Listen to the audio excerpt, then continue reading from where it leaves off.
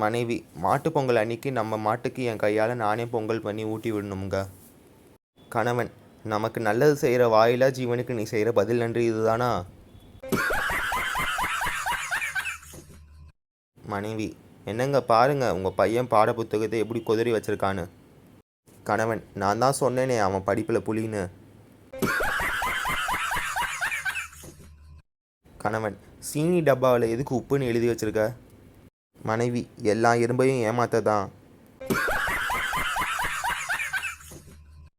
கணவன்: கடவுள்கிட்ட என்ன வேண்டிக்கிட்ட? மனைவி: 7 பிறவிலையும் நீங்கள் தான் கணவனாக அமையணும்னு வேண்டிக்கிட்டேன். நீங்கள்? கணவன்: இது 7வது பிறவியாக இருக்கணும்னு வேண்டிக்கிட்டேன்.